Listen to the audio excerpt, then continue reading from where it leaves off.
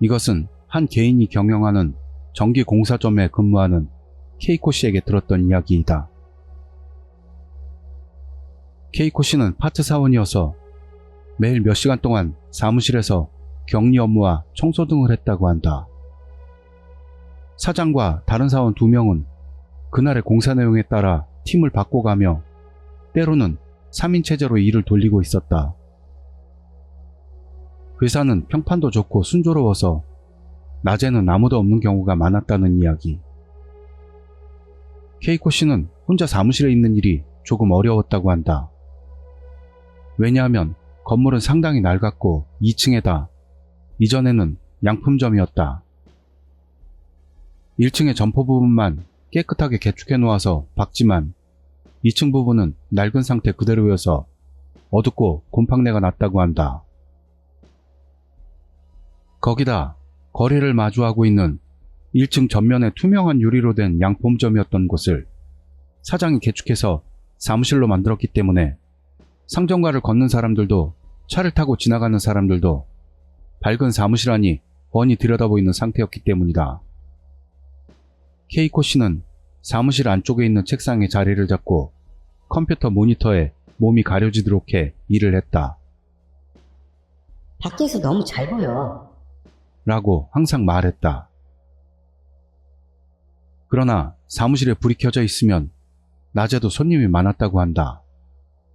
물론 전기공사 의뢰나 상담도 있었지만 공사를 했던 이력이 있는 단골들이 들러서 잡담을 하다 가는 일도 있었다는 것. 그러던 때 케이코 씨는 근처에 사는 나이 든 단골에게서 무서운 이야기를 듣게 된다.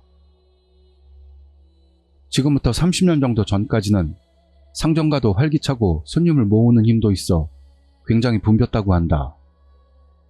그런데 시대의 흐름으로 인해 자동차를 모는 시대가 되고 대형 쇼핑센터가 생기거나 우회도로 옆으로 많은 대형 점포가 문을 열면서 시내 중심에 있던 이 상점가는 서서히 쇠퇴하기 시작했다는 것.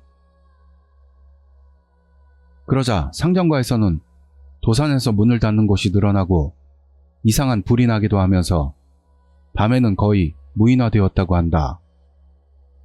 그래서 전혀 다른 곳에서 야반도주나 범죄를 저지르고 도망 나온 사람들이 빈 점포에 숨어들어가 몰래 생활했다고 한다.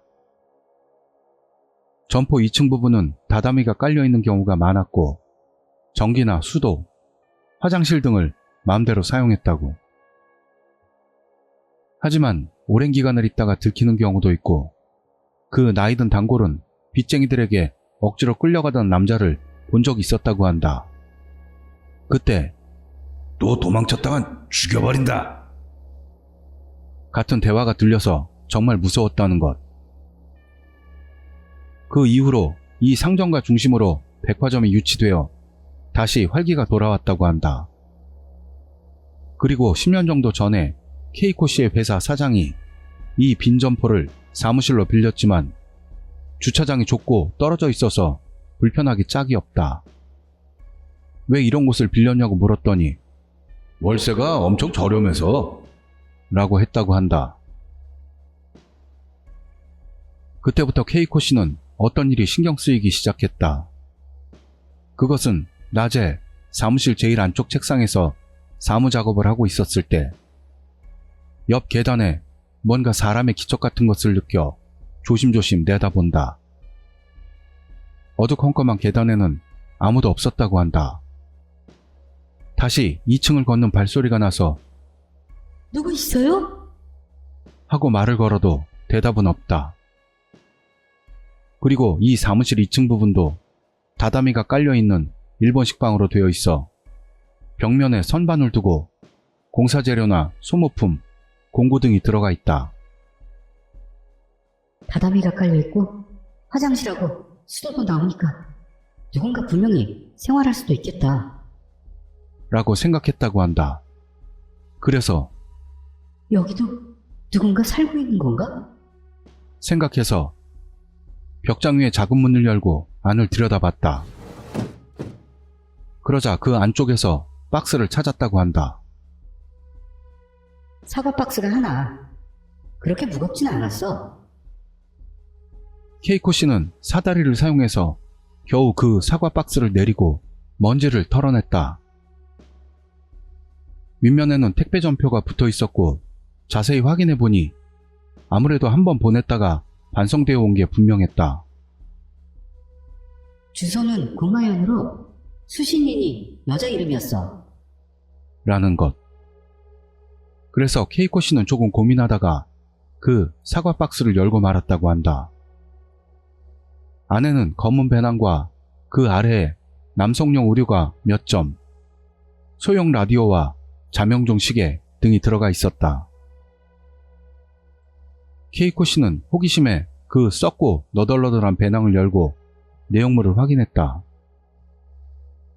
속옷과 양말, 칫솔, 면도기 등의 신변 잡화와 수첩이나 노트 같은 게 들어있었다고 한다.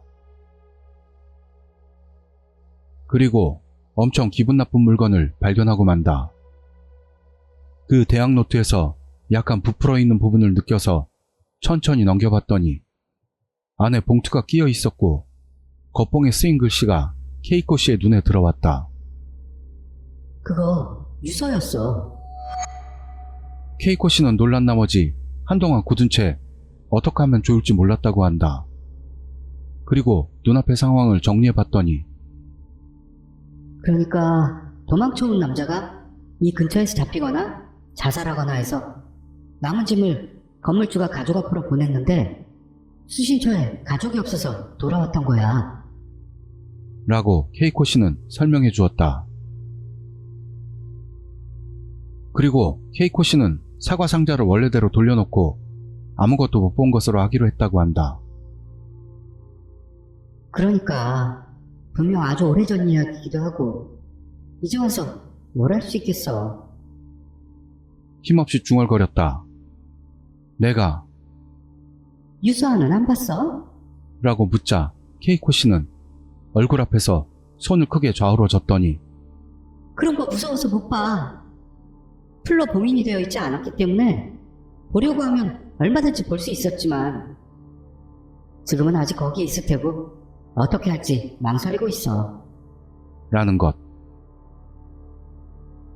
그리고 여기부터가 진짠데 케이코 씨는 그러니까 사무실에 그 남자 귀신이 아직도 남아있는 게 아닌가 생각돼. 이쪽도 듣겠다니까. 라고 말하는 것이다.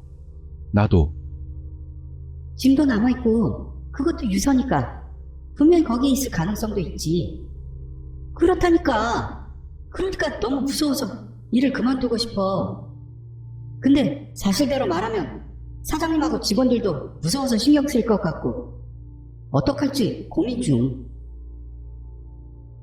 지금까지는 새로 생긴 카페에서 커피를 마시면서 들었던 이야기이다.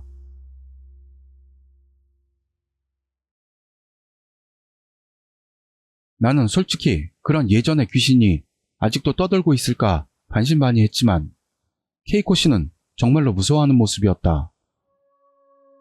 며칠이 지나고 아직 밝은 낮에 케이코 씨에게서 갑자기 라인이 왔다.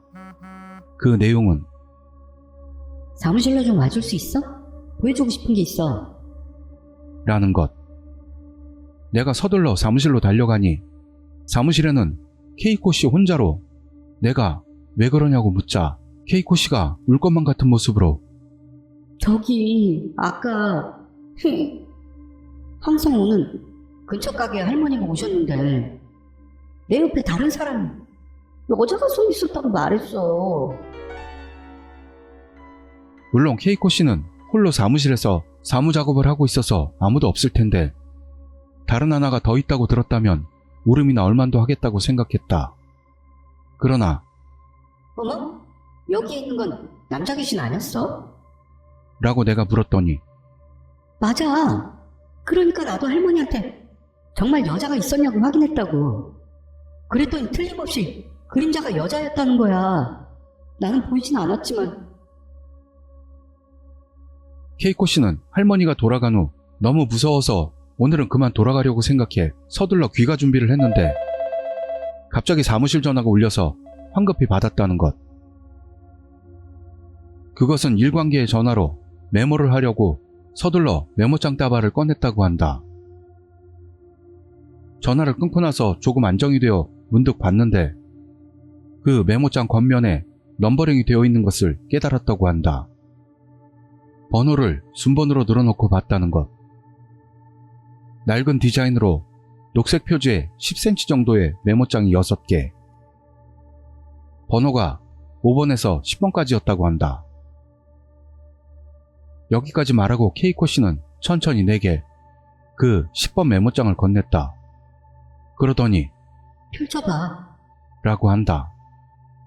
나는 시키는 대로 그 10번 메모장을 넘기다가 놀랐다.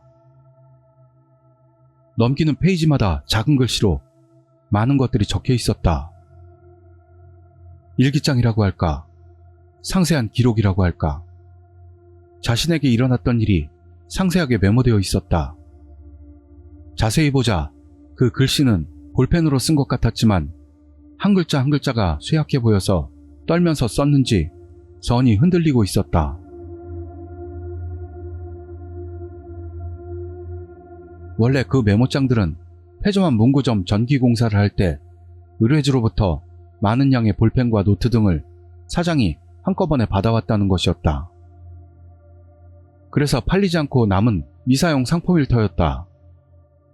넘버링을 확인하니 1번부터 4번은 아마 팔린 것일 것이다.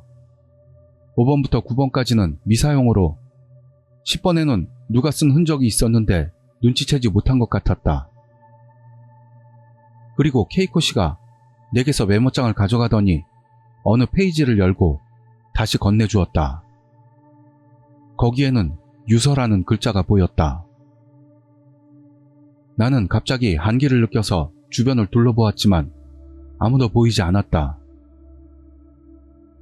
애초에 남이 쓴 유서 같은 것은 지금까지 살면서 본 적이 없다. 부들부들 떨림이 오고 오한이 돋았다. 여기에서는 프라이버시에 관한 문제도 있으므로 내용에 대해서는 말하지 않도록 하겠다. 다만 괴로움과 증오, 죽은 뒤의 일에 대해 자세히 적혀 있었다. 이름과 생년월일도 쓰여 있어서 그 글을 쓴 분은 60세 정도의 여성인 것 같았다. 케이코 씨는 그 유서를 읽었을 때 참담한 내용에 진심으로 동정하고 또 일부를 공감해 눈물이 흘렀다고 한다. 그래서 나를 라인으로 불렀다는 것. 나도 같은 기분이었다. 한 건물 안에 전혀 다른 사람이 쓴 유서가 2개 존재한 것이다. 짧은 시간 동안 그것들을 보게 되어버린 케이코 씨에게 뭔가 좋지 않은 일이 벌어지는 것은 아닐까 굉장히 걱정이 되었다.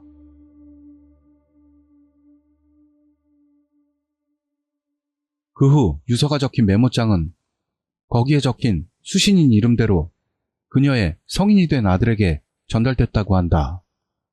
확인해보니 역시나 그 유서를 쓴 여성은 사망했다는 것. 그리고 케이코 씨가 사무실 월세를 건물주에게 건네러 갔을 때 사과 상자에 들어있는 짐에 대한 것을 물어봤다고 한다. 그러자 집주인은 그 물건 주인인 남자에 대해서 그건 아주 옛날의 일이야. 그 사람 살아있어. 뭔 일인지 지갑만 챙겨서 도망갔대. 나중에 찾으러 온다고 연락이 와서 보관해 둔 거야.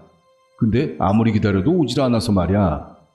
수첩안에 적힌 주소로 짐을 보냈는데 아무도 살고 있지 않다면서 반송돼 왔어. 그래서 그대로 보관했는데 완전히 까먹고 있었네. 라는 이야기를 들었다고 한다. 사과 상자 속의 짐은 건물주가 처분했다고 한다. 2개의 유서가 사무실에서 옮겨진 뒤에 이윽고 사무실에서 이상한 기척도 사라졌다고 한다. 케이코 씨도 이젠 전혀 무섭지도 않고 괜찮아. 라고 말했다. 얼마 전 나는 차를 몰고 케이코 씨의 사무실 앞을 지났다. 신호등이 조금 앞쪽에 있어서 속도도 느렸다. 그만 습관적으로 매번 케이코 씨의 모습을 확인한다. 전면이 투명한 유리로 된 사무실 안은 밝은 조명으로 훤히 들여다보이는 상태였다. 3명이 있었다. 케이코 씨와 바로 옆에 서 있는 여자가 하나, 그리고 계단 입구에 남자가 하나. 합쳐서 셋. 나는 백화점 주차장에 차를 세우고 케이코 씨에게 라인을 했다. 지금 사무실에 혼자 있어? 백화점에 왔는데 좀 들러도 돼? 케이코 씨에게서의 답장은 지금 혼자야. 빨리 와. 무서워서 갈 수가 없었다.